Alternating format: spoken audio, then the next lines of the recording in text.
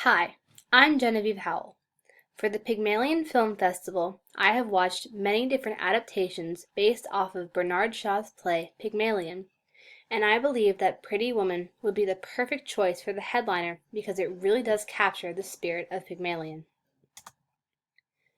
The three main points that truly embody the spirit of Pygmalion and are present in Pretty Woman are strength in women, how changing one's looks can alter surrounding people's views, and the process of transformations.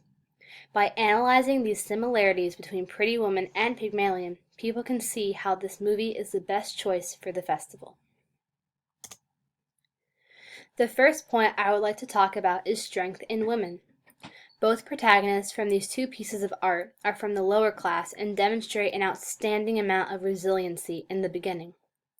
As these stories both progress, it is clear how both characters begin to develop more strength and independence as their transformations from rags to riches comes to a close. In Pygmalion, a specific example of Eliza demonstrating her strength is when she is bickering with Higgins and she says, "I won't stay here if I don't like it. I won't let nobody wallop me. I'm a good girl." Eliza's ability to stand up for herself in front of a wealthy man shows just how strong she has become since she was pulled off of the street selling her flowers.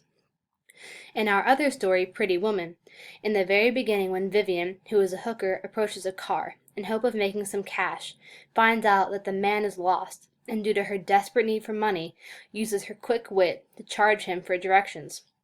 He is absolutely stunned and says, "You can't charge me for directions," and she replies by saying, "I can do anything I want to, baby. I ain't lost." Although she is in a profession that is frowned upon, Vivian demonstrates self-assurance and confidence by taking charge of the situation and showing her determination.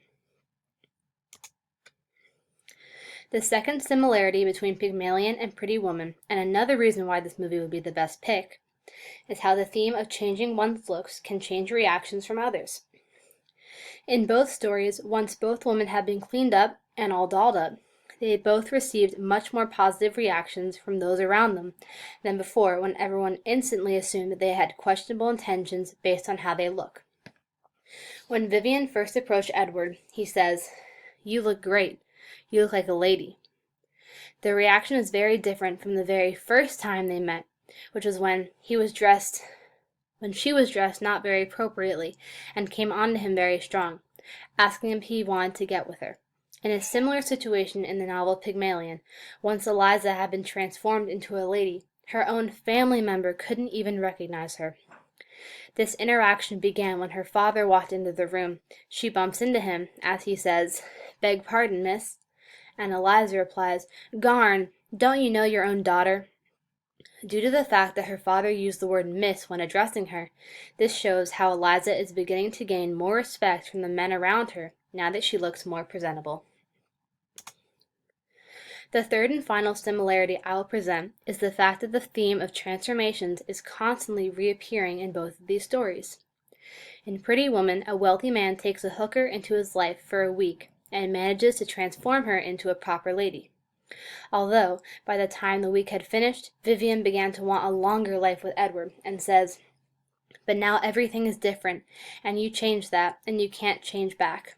Vivian's transformation is clearly for the better, because it kept her off the street and stopped her from putting herself into harm's way by sleeping with random men.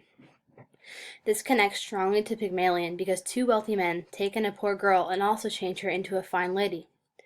But, despite the plot similarities, it is the feeling that both characters experience, which is knowing that they have now been changed into something that is too good to go back to their old lives.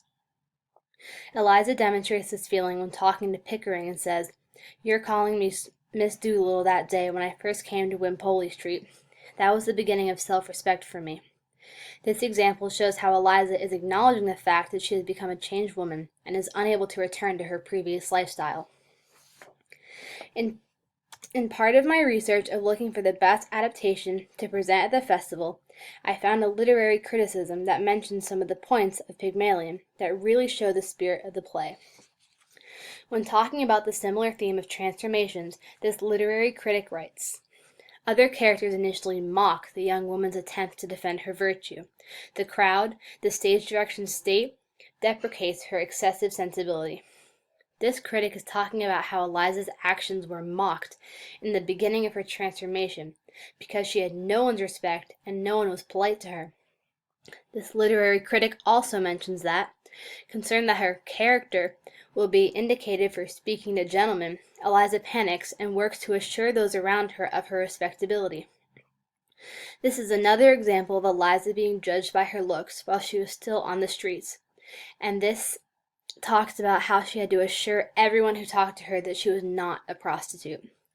Although Vivian in Pretty Woman was a prostitute, when she was taken in by Edward, she did have to battle against people still trying to take advantage of her because of her past.